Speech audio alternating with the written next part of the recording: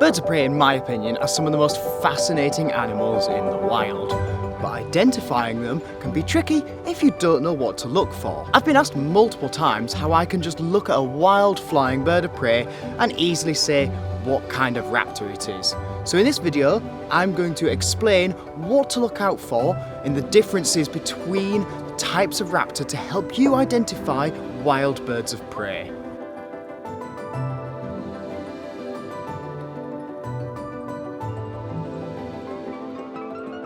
For this video, I will be talking about the birds of prey commonly seen here in the UK, but that doesn't mean the information and knowledge doesn't apply to other parts of the world. Now hopefully I won't offend anybody here, and I'm just making generalisations based off my own personal experiences, but I have found in the past that different groups of people tend to try and identify birds based off different features. The majority of the general public I speak to at events try to identify birds based off the size, whereas the majority of bird watchers I have spoken to tend to mostly talk about plumage, so the colours and the patterns. And in falconry, we tend to identify birds based off the shape of their wings and their tail. And mixing these three methods together should give you a good idea, but it's not even looking at the whole picture. So as well as these three methods, we're going to look at their behaviours, the locations, and the general styles of flight. Another term often used in the birding community is jizz, which describes identifying a bird.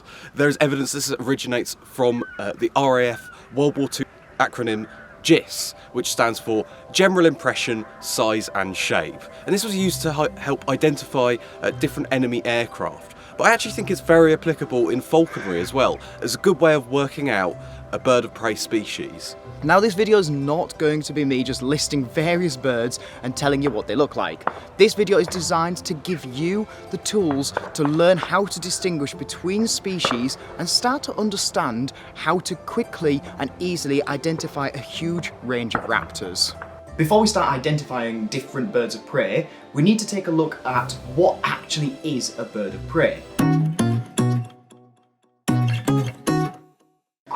Well, to state the obvious, they are predatory birds. However, there are many types of predatory bird that are not birds of prey.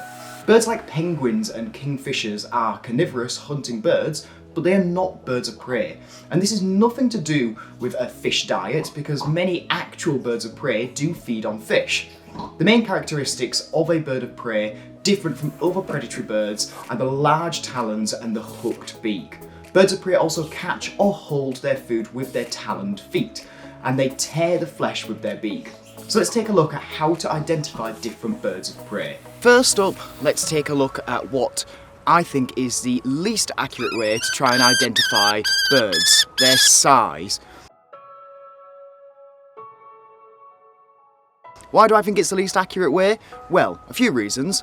Firstly, there is lots of different species of bird of prey, and they all come in a variety of sizes, but there's also lots of crossover.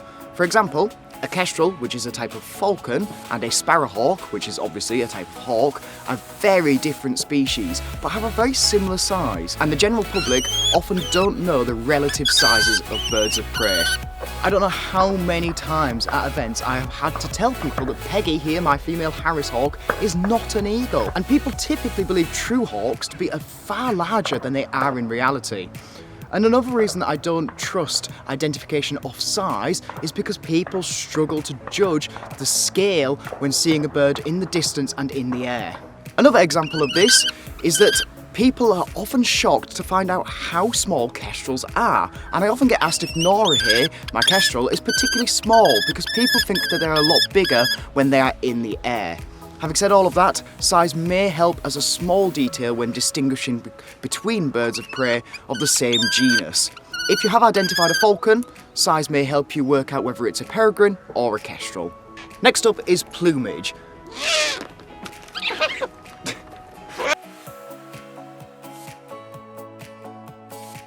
This is what I find many bird watchers to use when trying to identify birds of prey. And similar to sizing, I don't believe plumage is the most accurate method for identification. For the same reasons as size, so much crossover in colours and patterns with British birds of prey, and many of the species have a variety of shades and colour morphs.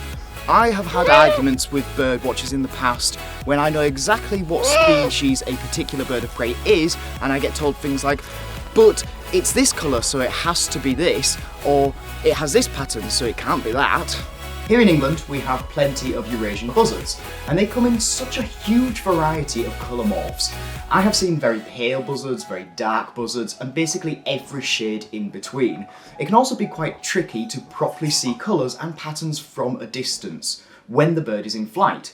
Just like with size, I think the plumage can be helpful in certain situations, but only as an extra little detail. An example of this is between merlins and hobbies, two species of falcon in the UK of a very similar size and flying style. Merlins tend to have more of a solid block colour on their head and face and chin, whereas hobbies have a very obvious white chin and dark mylar stripes down the cheeks. Let's move on to, in my opinion, one of the most obvious ways to identify the birds of prey, their shape. This method is so helpful that bird species are actually categorised by their shape in falconry. And the three main categories used in falconry are broad wings, long wings, and short wings. Now, this doesn't include the owls and certain miscellaneous species such as ospreys and kites, but I will talk about them in just a minute. Firstly, the most likely of these three that you will see here in the UK are the broad wings, and this is referencing the buzzards. Buzzards have got a huge surface area to their wing and a very light wing loading. Now, I'm not going to go into what a wing loading is because that will be coming in a different video about how wings actually work. Their wings are very wide, often starting around their neck and covering their whole body length all the way up to the tail.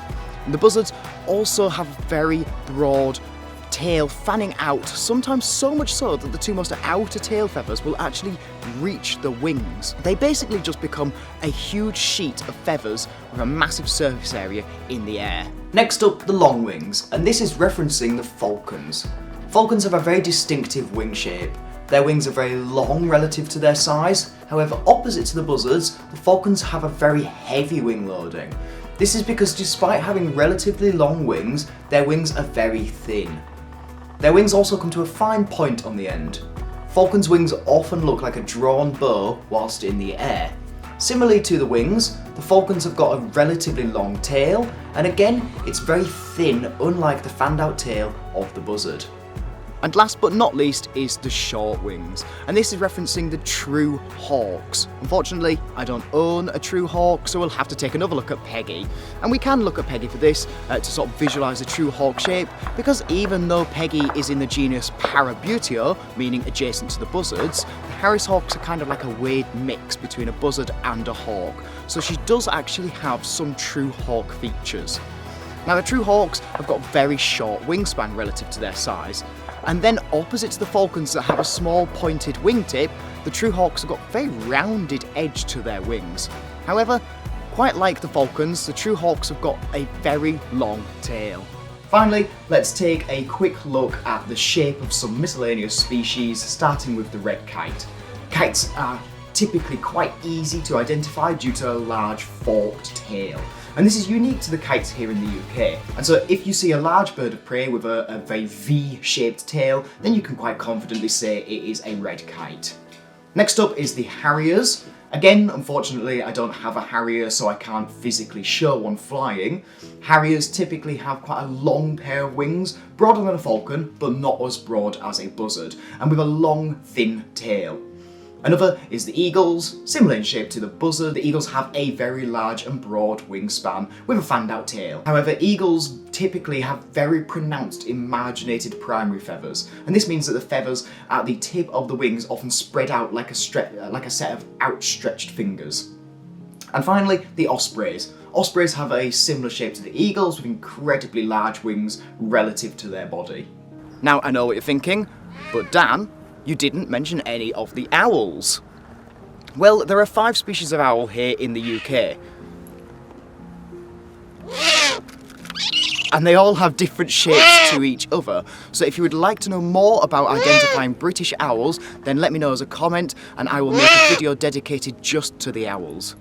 Now, this is where things can start to get a bit tricky. I'm going to show you 2 silhouettes. Using shape alone from everything we've just discussed, could you identify these two silhouettes? On the left, we have a fanned out tail and quite rounded edges to the wings, and on the right, we have a thin tail and pointed wings. Well, these are actually both a kestrel, and this is why, just like size and plumage, shape can be confusing just by itself. And this is because the birds will hold their wings and tails in different positions depending on how they are flying at that time. Kestrel silhouette on the left is a soaring kestrel, and the one on the right is a gliding kestrel. If you don't understand the difference between soaring and gliding, then you best subscribe so you know when the video about how wings work gets uploaded. Another important indicator that helps with identification is the location and behaviour. I've linked these two together because they heavily affect each other. The location the bird is flying in will affect its behaviour, and the behaviour of the bird will affect where they will be commonly seen. They are very much linked. This is also the section that will start to explain some of the different shapes of the birds as well. Starting with the buzzards again, they are a soaring and gliding species of bird of prey. Here in the UK they are largely scavenging birds, meaning most of their diet is already dead. Now if you're a bird and you need to find a dead carcass to eat, there's no point just sitting stationary and waiting for your meal to appear in front of you. Are you alright? It also wouldn't be particularly useful to be flying very quickly and low down to the ground. The best way to find a non-moving carcass to eat is to get really nice and high and fly slowly over a wide open space so you can see a whole large area. And this is why the buzzards have got a huge surface area, and you will often see them flying in circles high above fields or near the roads. Falcons have a bit more variety with their spread, having both urban and rural birds in the group. The falcons are all about speed, and with the exception of the kestrels, are primarily aerial predators, meaning they catch other birds whilst in the air. Kestrels are very easy to identify here in the UK, and you have likely all seen them before hovering at the side of the road. As a side comment, I do get asked a lot why they're always hovering at the side of the road, and it's just not entirely true. Kestrels are all over the British countryside, and they are just linked with the roadsides because that's usually where humans spend a lot of time and are more likely to see them, but they are just as common to see far away from roads in the countryside. When it comes to peregrines, these can often be seen in cities nesting on tall buildings such as cathedrals, hunting things like pigeons while in flight, with their famous stooping when they fold their wings away and dive down from above. Merlins are often seen on moorlands, and while they still hunt birds from the air, their flights are often low down, using the bushes as cover and tail chasing small birds. Hobbies, again, are a rural species that hunt small birds, but typically with more elevation than the merlins, and are often seen spiralling up into the air hunting swifts and swallows.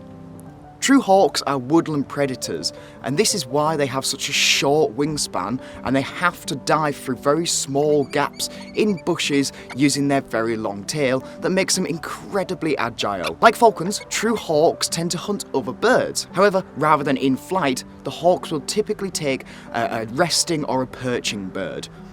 Here in the UK there are two types of true hawk, sparrowhawks and goshawks. Sparrowhawks are often seen in gardens. The smaller males will take small sort of garden birds off of a bird feeder, whereas the large females can often be seen on larger birds like pigeons or crows. Goshawks are a very shy species and tend to live in dense coniferous woods such as the Forest of Dean. Again, there are the miscellaneous species. Red kites will often be seen in similar situations to buzzards. Harriers often inhabit moorland or wetland in specific parts of the country.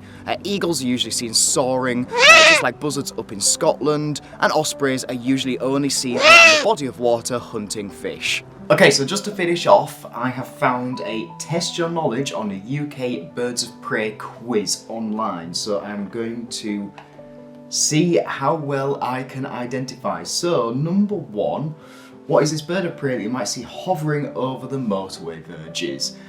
Well, look at the shape. We've got thin pointed wings, it's got a long thin tail, and then the behaviour again, hovering next to the side of the road. So it's going to be a kestrel, which is correct. What's this bird that you might spot over a city skyline? Once again, thin pointed wings, thin tail, and again the behaviour over a city skyline is going to be a peregrine falcon. Excellent, yeah. It's the smallest bird of prey that you might see in the UK. Now, the options are sparrowhawk, kestrel, merlin, or hobby. Now, looking at the shape, it's got thin, pointed wings again. Quite long pointed wings as well.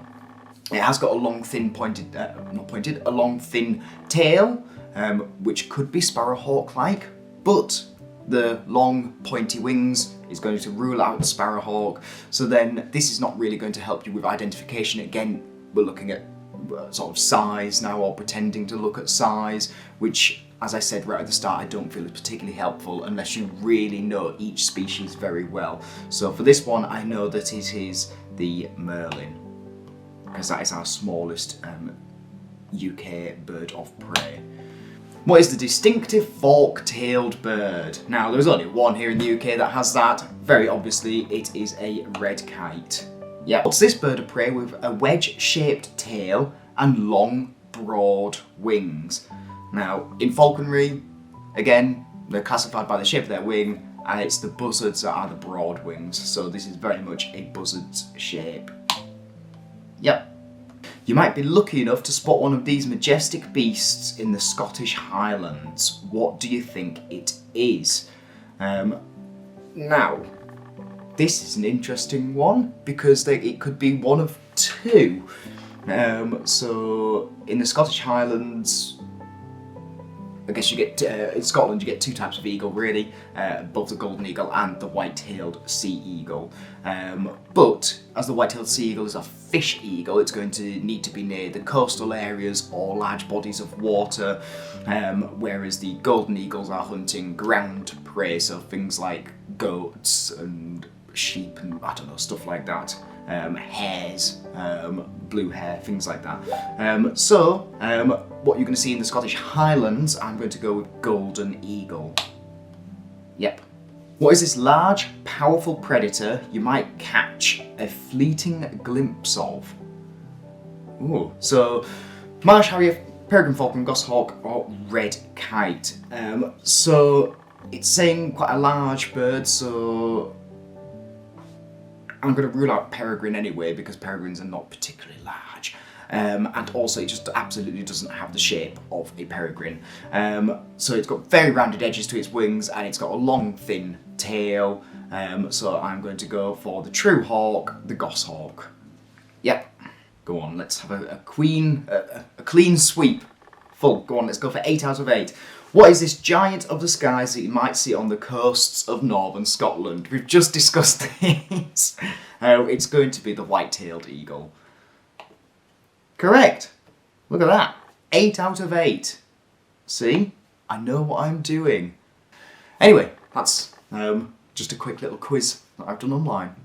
So hopefully that has given you the tools to begin to identify different species of bird of prey here in the UK. And the next time you go out, keep an eye in the sky because you may be able to identify more birds than you think. Make sure to leave a comment and subscribe, and for now, thank you for watching.